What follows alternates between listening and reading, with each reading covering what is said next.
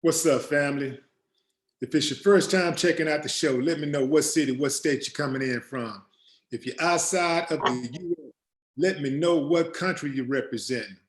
Family, I need you to smash up the likes, smash up the likes, smash up the likes. Also, if you have not done so already, after you subscribe, there's a little bell next to your subscribe button. Go ahead and click that thing right now so you can get your notifications each time I drop a new video like this. That way you'll be in the loop. Family, if you want to skip the line, you can jump into the super chat. That way you make sure that your comment go noticed. I am going to go in on this subject, then I'm going to come back and check the chat, starting with the super chat, then I'll work my way over to the regular chat. If you have any questions for my guest, go ahead, get them ready, drop them. Make sure the question is stimulating. We don't like weak questions. We don't do the regular stuff, right? Put a little thought into it. Just make sure it's a good question and a relevant question. All right. So, fam, what we have here, we're in the midst of a global pandemic, and it's hitting hard. And it's clearly hitting some of us harder than others. The COVID-19 is tragically and literally draining the life out of multiple thousands of people while taking others to the brink of mental, emotional, and physical exhaustion. And when it comes to the workplace, this virus and its subsequent fallout are demanding more and more of a select few categories of workers. Simply put, some workers are being asked to risk more, sacrifice more, and suffer more. One such employee is joining me right now. She is the director of nursing, actually a director of nurses at a skilled facility in the Houston area. Her name, Mrs. Pat. Thanks for joining WillieDLive. What's up with you? How you feel? I feel good. Thanks for having me. Absolutely. So the government promised essential workers up to $25,000 in a pay raise for, actually they call it a premium hazard pay, right? For you guys being on the front line, risking your lives, being the heroes that they say you are. And they talked about giving you some money almost a month ago. They're gonna give you all a raise because they love the heroes who are out there on the front line. It's been almost a month and they still have not put anything in the budget for you guys, even though they have rolled out more money for non-essential businesses and other things. What is the timeline that you guys are giving the government before you decide that's it and walk out? Well, I don't even know if they're really giving a timeline. What I'm seeing now, a lot of friends and some people that I worked with in the past are just frustrated that we're not hearing anything.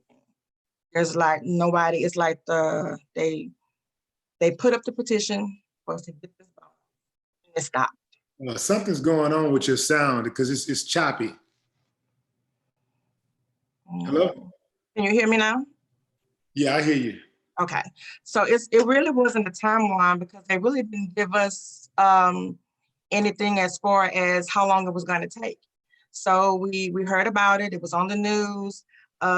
When you go to the website for the Board of Nurses for Texas, it was posting different things about it on the Board of Nursing. But there's no time frame. So people are getting frustrated. They're like, we're not getting anything for what we're doing. They're promising us this, but there's no movement. They have petitions up for people to sign, but there's still no movement.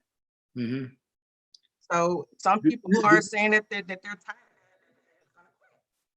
Hello? Uh-huh, you can hear me? Yeah. Okay, so you just have people that are saying that they're gonna quit. They're not gonna you're fading in and out. Hello? Uh-huh, I'm here. Yeah, you kind of like, you left me for a moment. Yeah. You there now? I'm here. Okay. Did you hear about Vermont, what Vermont just did? They recently approved a $1,000 bonus payments for up to 3 months for essential workers making less than $25 an hour. Did you hear about that?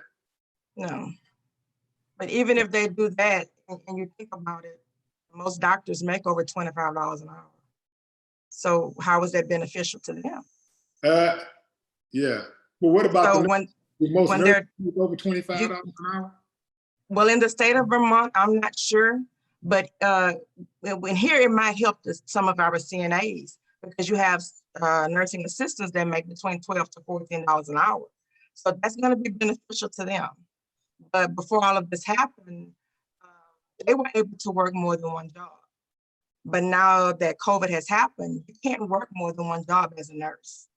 So if you was working 2 jobs and you have one job that was responsible for paying your health insurance, and then you use your other job to support, your livelihood and your bills, you don't have that now. Mm-hmm. So they were given the option where they had to choose which job they were going to go to. So when they chose which job they was going to go to, they lost the whole income. So that might help for some people, but if you make over that amount of money, that's not going to help you. Most people live based on their income. So if you're living based on your income and you're saying, well, I'm telling you, if you make over $25 an hour, this doesn't. Yeah, hello, stop for a minute. Okay. Because it's static, it's just a horrible connection. Let's see. So you stopped at, you said something about if you make over $25 an hour, it's not going to help you. Right. It doesn't. Yeah. It doesn't. No doctors work under 20. See, I didn't hear anything you just said after you said no doctors. Oh. Yeah. It's showing that I have good connection here. Yeah. Okay, I'm pretty sure they hear what I hear. So let me ask the audience what that sound like. Family, let me know what Mrs. Pat sound is like. I think I just got my answer. She just dropped out. So let's see. Let me try to find her. Yeah, I don't even see you. Can you hear me? Yeah, I can hear and see you. Yeah, see, you're still choppy. Family, can y'all hear? Can you hear? How does my guest sound?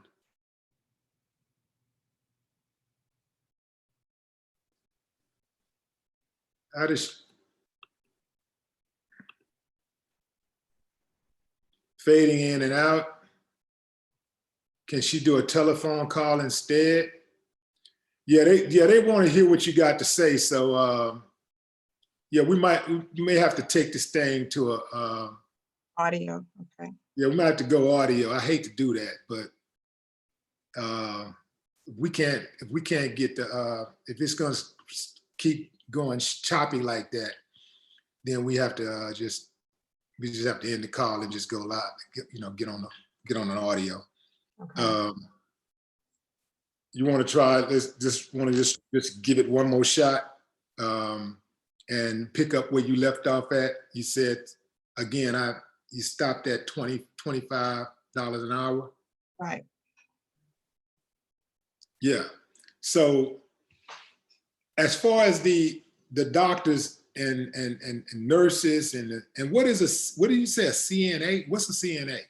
It's a nursing assistant.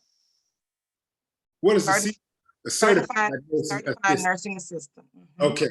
So maybe that covers them. Are they paying overtime?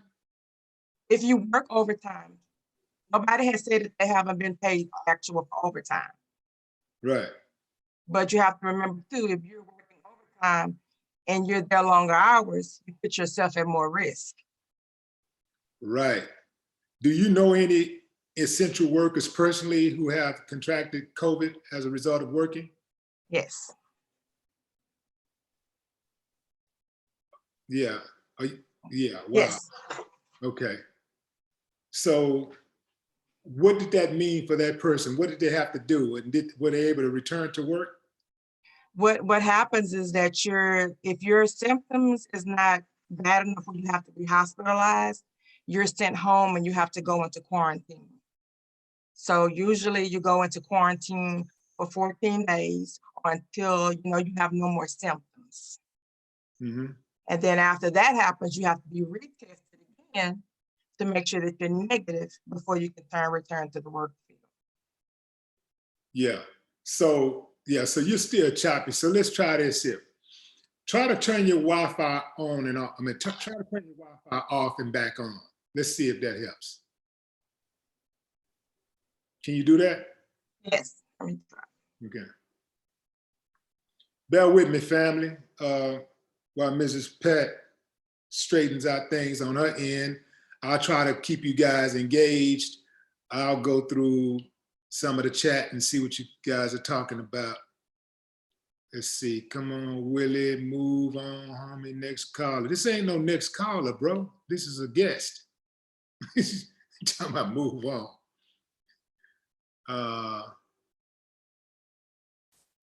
Let's see.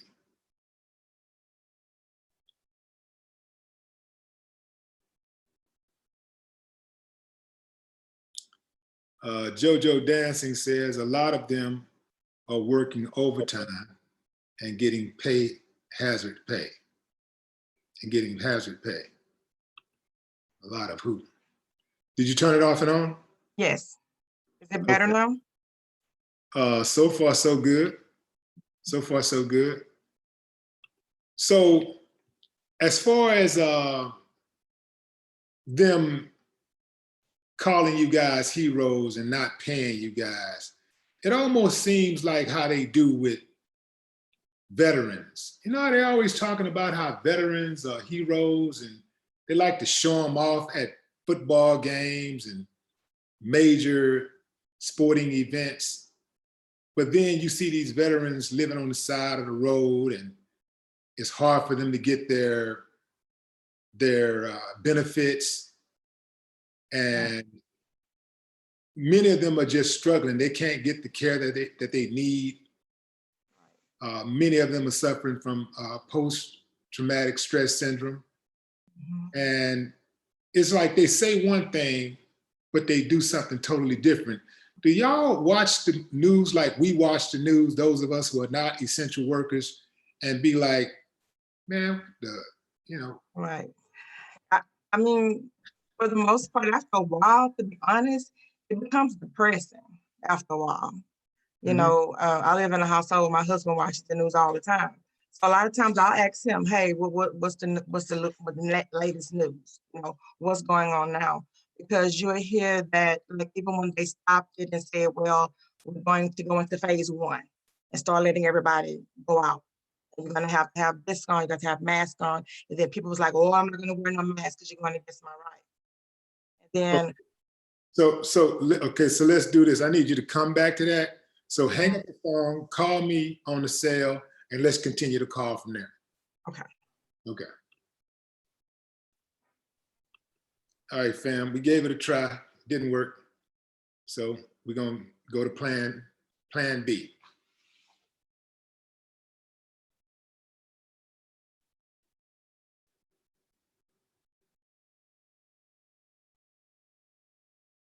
Plan B, fam.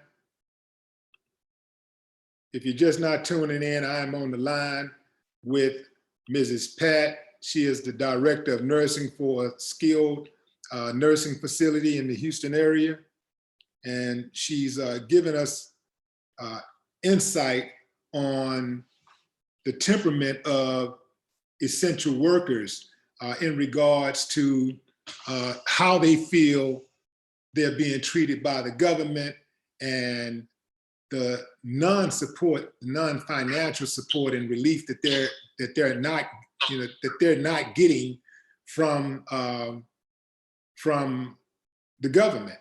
You know, basically, Mrs. Pat was before she got off the line. She was talking about how they are frustrated. It's very frustrating to hear the government and other officials get on television and tell the American people that essential workers are heroes, but they're out there on the front lines risking their lives, and they're not being compensated.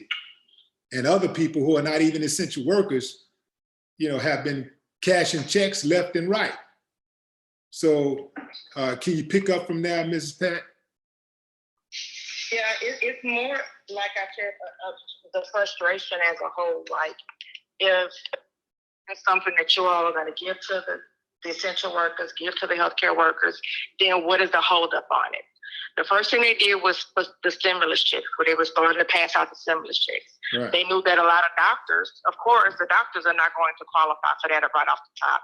Some of the nurses probably won't qualify for that either off the top. Right. But these are people that work more than one job. So, of course, probably last year, a nurse that worked more than one job probably got a new house and probably catching up on bills. She probably is over that cap because, like I said earlier, you work based on the bills. You work to keep the things that you have or to have a better life. And for the most part, we have more than one job.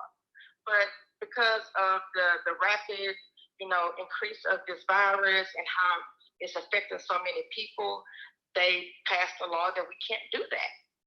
So wherever your main job is, that's the only job you can have. And I'm not saying that it's a bad thing, because it is a good thing, because that's how some nursing homes became infected with the virus, because people were working more than one job. So they took it from one facility working, and then they took it on over to another facility, and then more people became infected. So we understood the rationale behind, hey, now you can only work one job. That's fine, but where does that compensation come in at?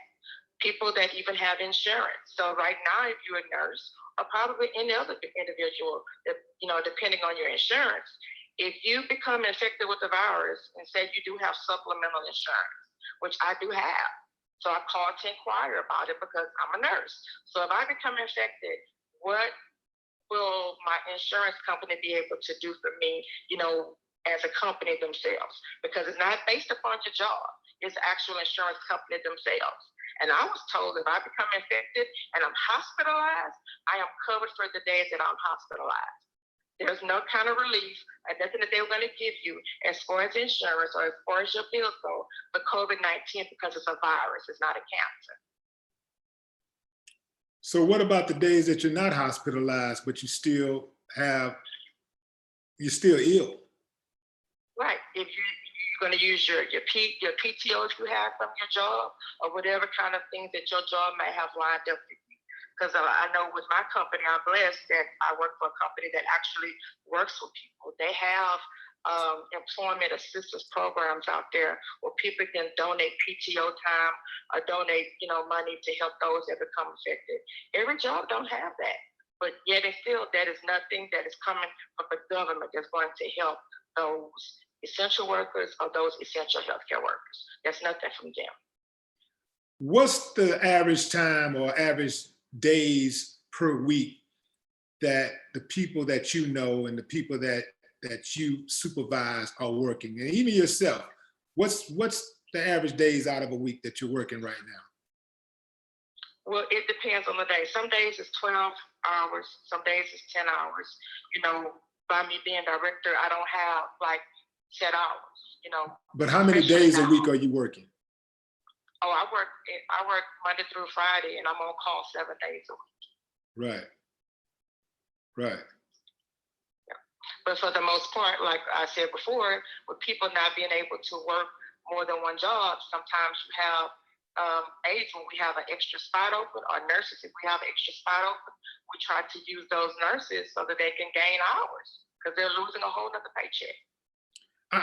Look, if I totally agree with where you're coming from and the other essential workers, because I'm gonna tell you straight up, I'm not getting any days off or a few days off, but I'm putting in 10 to 12 hours, sometimes 16, 20 hours a day, no paid bump, no additional benefits. I'm not being appreciated by anyone, especially the government. But they are taking care of the moochers and the unemployed who are sitting at home making more than me. And I'm risking my life for what? Absolutely nothing. I would not be mad if you guys walked away. I wouldn't be mad if people walked off. I just would not be mad. I don't like the way they treat veterans. I've never have appreciated the way this country treat veterans. These are people that risk their lives. And the people who benefit the most are the people who do the least for the country. The people that sacrifice the least often are the ones who benefit the most. Many of these rich people, they don't have family members in the service. They don't send their firstborns and second and third and fourthborns. They don't send their children to war. They don't, you know, their kids are not out there on the battlefield. Their kids are not first responders. They're not doing anything but getting paid and lining their pockets. I couldn't do it. So, you know, y'all got my support. Whatever you need me to do, I'm riding. Yeah, I'm riding. So I'll come back to that question. Like, I know you said there's no timeline, but is there some type of, do you feel like you're getting close? Or you know, are the drums beating a little louder?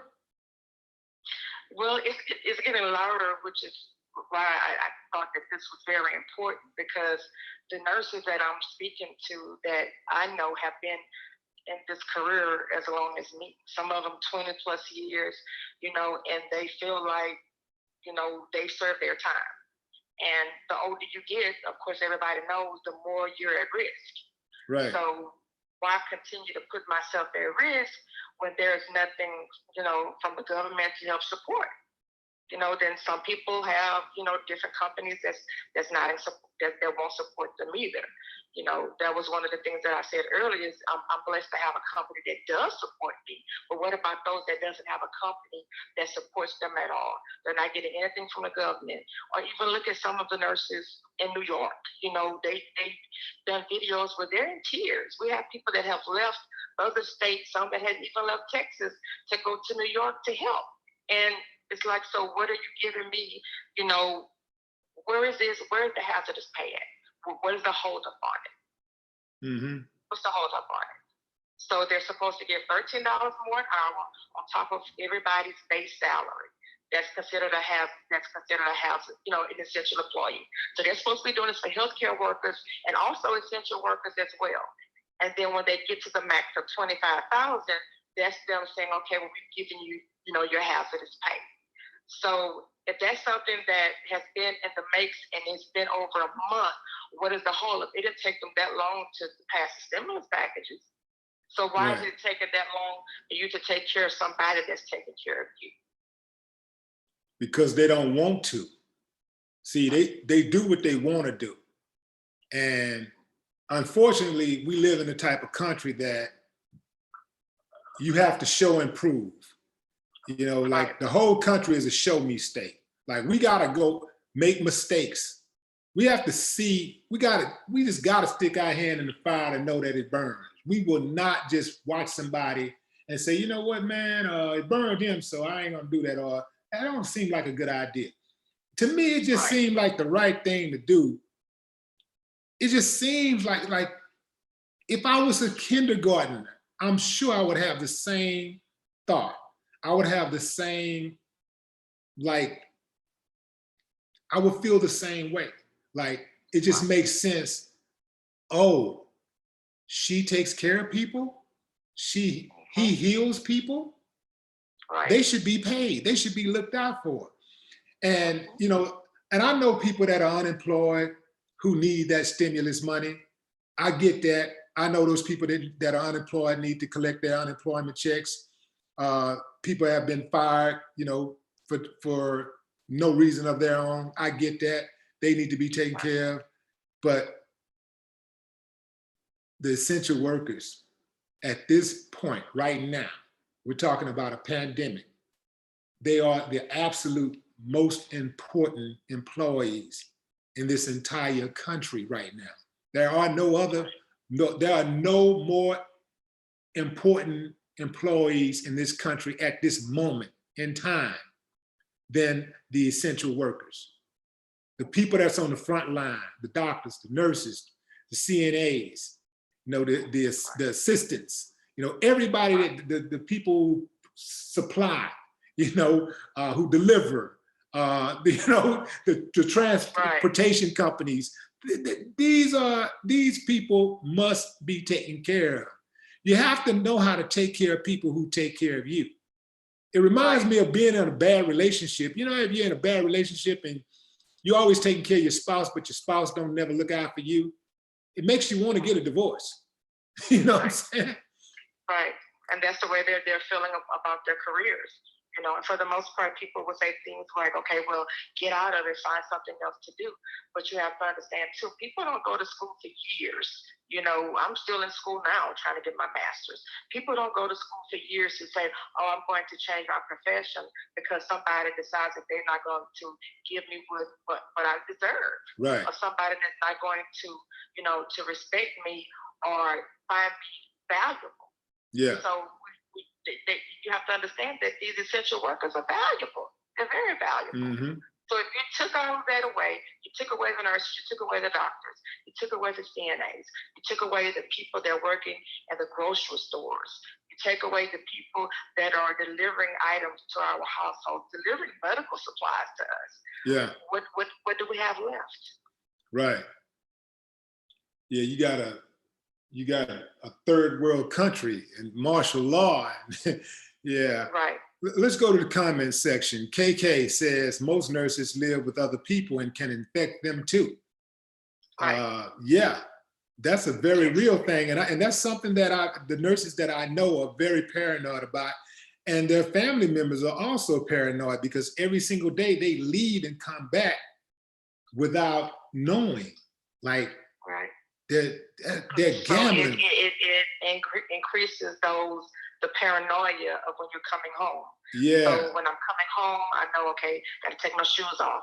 Hey, I have to take my uniform off. I have to get in the shower. Don't nobody touch me. I got to let the steam hit me in the shower so I can inhale this thing. We're constantly at work during the day, and I'm talking to my staff, hey, take your vitamins, clean your face with alcohol, different things, because of the fact that half of them are going home to their spouses. They're going home to their children. They're going home to their grandchildren.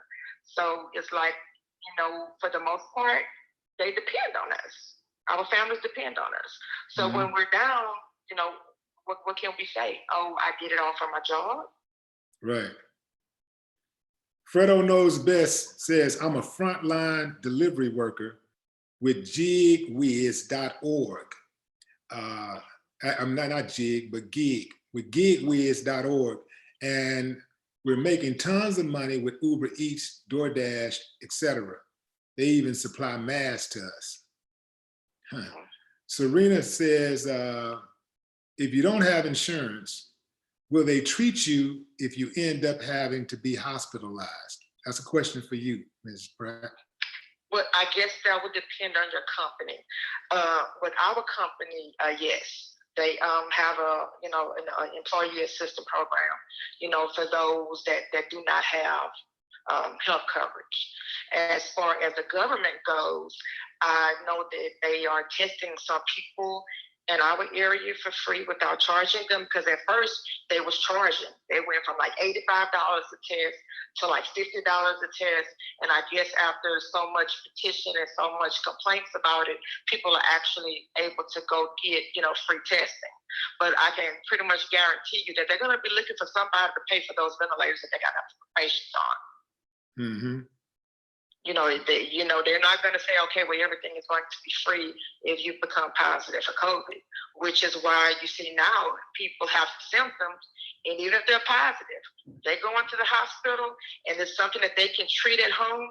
They're sending them back home for them to self-quarantine.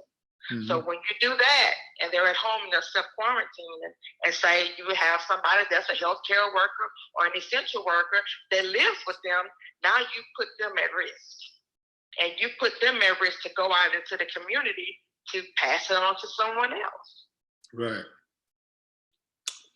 Akbar says, you're a good voice for the people in these tedious times. Appreciate you, Akbar. DJ Elias family, welcome to the newest member to WillieDLive. Show them some love, DJ Elias. That's what's up. Let's take a few more questions and then we'll move on. Let's see. Quentin Quarantino says she is pretty. He's talking about you, Mrs. Pratt. I said Mrs. Pratt. I called you Mrs. Pratt. In error called you Mrs. Pratt earlier. That's, yeah, a lot of people put an R in it. I don't know. Yeah, I know. Yeah, I always, and I think that's because I actually have never heard the last name Pat. Mm-hmm. Yeah. So yeah. Let's see.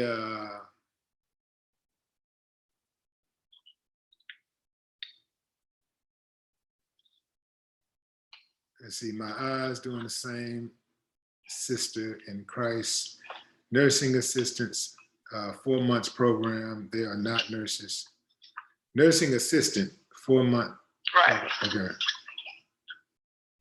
Let's see. And if someone is interested in nursing, because everybody is saying, you know, and like I said before, with people saying that they want to get out, there's going to be a shortage. If the shortage doesn't take place where the actual pandemic is going on, it's going to take place afterwards. If they don't do something, it's going to be a shortage. Yeah. It's going to be a shortage. Tyrone Sanford says, can't pay everybody at the hospital. It's a business. What do you think about that? What did he say? He said, you can't pay everybody at the hospital. It's a business. True. It is a business. It's a business, but the business is supposed to be and protect the lives. So you're not in the business of protecting lives if someone comes to the hospital and they have symptoms and you don't do what you're supposed to do, that you take an oath to do, which is take care of the patient. So it's a business, but the business should be saving lives and helping people. It shouldn't be the business of not caring and the business of not giving, you know, the accolades to the people who deserve it. Right. Somebody asked a question. Now, this is a good one.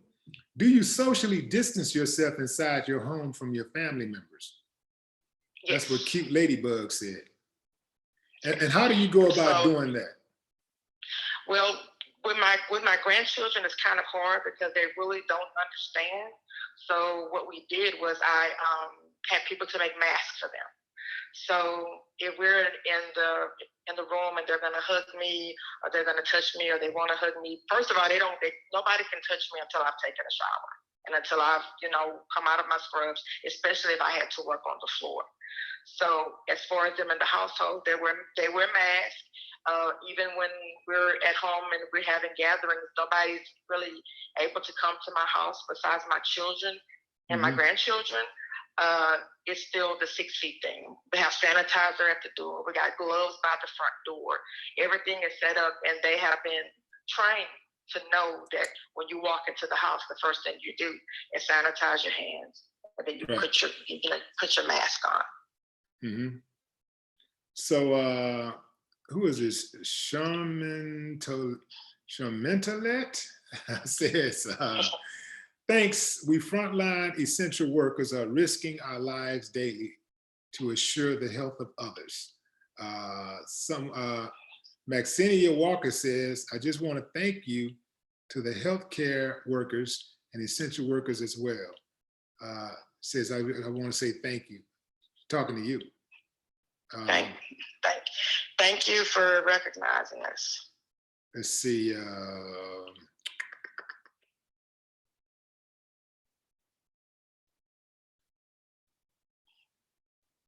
Some people are pretty cynical about nurses and other essential workers who don't want to work right now because they're not being properly compensated. This person said, soldiers took an oath just like you did. So what's the problem? What's the difference? The difference is with the soldiers and with everybody else, they wasn't promised something that they did not receive with the pandemic going on. Okay. So I would feel the same way if I was a soldier and it didn't even have nothing to do with a healthcare worker. But as a soldier, I was promised that the government is going to give me something. But okay. I looked around and then they gave it to somebody else, but they didn't give it to me. Yeah, everybody took an oath. And when you're a soldier and you're going into war, you know that there's a possibility that you're going to lose your life. But when you're a nurse or somebody in the healthcare field, you look at it as you're going in to save a life. Not that you're going in and you're just pretty much committing suicide. Right. It's a difference. Just like when you're a police officer and you get a call that you're going out to and somebody has a gun. You know, it's a possibility, hey, I might get shot. That's what I signed up for. Mm-hmm. But as a nurse, that's not what we signed up for. We signed up to help, to heal, to protect people. We didn't sign a death note. So that's the difference. Man, that is an excellent answer. Excellent answer. Who got some more? Who else want to be smart? Come on with it. Let's see.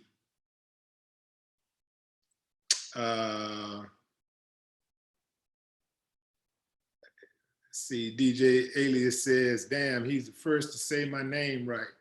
Man, I'm a pro at this stuff, man. See, I should have went to school for it, man, but I decided to skip school when I was about 10 years old and I saw myself, you know, I noticed I was pronouncing names like Jaworski and Zumanowski and stuff like that. I was like, you know what? I got this, man. I don't it was a little advanced. Yeah, you know what I mean? Okay. Jay Bryson says, this seems like a plot to sabotage even the essential workers. Is there an organizing body that speaks for the essential workers, or is there a person other than somebody who's in the pocket of the government, one of Donald Trump's buddies? Is there somebody that the essential workers can look at and say, that's our guy? An organization that's like have petitions for people to sign, and it's called change.org. And they're getting people to sign petitions for them to push through the pay for the essential and hazardous workers. Right.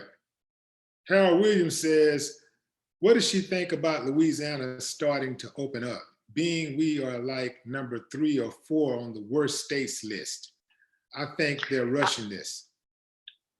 Yes, they are rushing it. With having relatives out there and a lot of relatives that are elderly, it's like they're thinking more about the economic part about it. Like, okay, we don't open back up, we're going to start losing money. We're going to go into this recession. Truth be told, we're already in it. We're already in a recession. And wouldn't we lose more money if we lose more lives? If like people just start dropping like flies, wouldn't we? I feel like there's going to be a relapse, and because they are reopening too fast, the numbers, I mean, Texas just registered its highest 24-hour count of deaths about 3 days ago, okay? Right after they opened it up on May the 1st. Right after they opened it up. Right. We registered our highest number. Right after they opened it up on May the 1st, I was driving in my car and I was going to get paper towels, and I drove up to a Sam's. Sam's had lines for 6 feet. Everybody was doing it 6 feet apart. Everybody had on masks. But the line was wrapped from the front of the door all the way to the side of the building at a whole nother business. I'm like, well, I'm not going to stand in that line. So I say, I hate to do it. Let's go see what's going on at Walmart. In Walmart parking lot, I counted 30 people in the parking lot with no mask on, but they had on dirty gloves. What are they doing with the gloves? Like, so what were they doing with gloves on? Well, people feel that when they have the gloves on, that it's a shield of protection. Your gloves is not a shield of protection. Your shield of protection is your alcohol-based hand sanitizer and good old soap and water. Because what happens is if you become contaminated, or you pick up something with those dirty gloves, and you pick up, say, an item off the shelf, and you decide, hey, you know what, I don't want this, and you put it back, your gloves are dirty. So if I come behind you and I decide, hey, this is the product I want, and I done picked it up, and I done scratched my face, or scratched my nose, I've infected myself because of your dirty gloves. Right. Gloves is not something that you should be wearing out in public unless you are going to take those gloves off and clean your hands every time you touch something. Because they will take the same glove, they will dig into their purses, they will dig into their pockets, they will go outside, they will open up their car doors, and they'll even start driving in their steering wheel with the same pair of dirty gloves on. Yeah. You know, I was just thinking that, you know, a lot of people in the medical care area have families that depend on them. And nevertheless, they're risking their lives while caring for COVID-19 patients. If they die from infections acquired during the work, their families can actually be pushed into poverty. Like, that's a very real thing. And I guess I'm damn, I feel like an idealist living in this country sometimes. Like, why is it so hard for people to do the right thing? I mean, I get it, it's greed. You know, it all boils down to greed and control, right? Right. Mm-hmm. Man, that's what it is. That's what it really is all about, greed and control, period. And then feel like you are being pushed from other areas. So it's almost like you have one person in Congress or one person in another state where they're actually bullying another person. Like, hey, I did this, so you need to do this too. Louisiana should have been one of the last states that they even thought about opening up because of Mardi Gras. You have Mardi Gras, everybody out, everybody back celebrating, everybody start back traveling, boom, all the symptoms start happening. You had so many people out there that was infected because of the crowd. People come from all over the world to go to that. So of course it was horrible. Mm-hmm. So instead of you being more realistic about it, it's all about money. It's all about finances. But what's going to happen to these business owners if they pass away? There's still no revenue coming in. Mm-hmm. Cold game. Well, I do appreciate you sharing your expertise and providing the insight that you did. You've just put us up on some game that we didn't even think that we needed, really. But you opened up some doors on the knowledge side, and I always can appreciate that. So I'm pulling for you. Like I said, if you need me, let me know. I ain't got no problem going to work for the people, rolling my sleeves up to go to work for the people. So well, the main thing was just getting the story out there, and then also I wanted to say before we got off to some of the the family members that are not understanding that they can't come and visit their loved ones. I'm just asking you all just to have a little bit more patience, especially in the nursing homes, because the families that do come, contrary to what some people believe, you have some of these family members that are very, very active with their loved ones, and they're not understanding that they can't come in and see mom, they can't come in and see dad, they can't come see their grandma, you're doing something to my grandma, I can't see her, I can't, monitor what's going on. They need to understand and just, know that we're going to do whatever it takes to take care of them. Right. And you're going to cause more harm by coming in and trying to visit them. So FaceTime them. We have social medias going on at different nursing facilities where, like my company pass iPads around, where we can let them FaceTime their loved ones. Use things like that. Just stay away from trying to visit and calling and getting upset when people don't call you right back. It's going to take a while, but just know that we got them. Right. KGG Never Switched Up says, I went to the ER with COVID and felt so bad for the staff because I could see how afraid they were. The doctor stayed way back, but the nurse didn't seem bothered while giving IV, taking blood, and EKG. Right.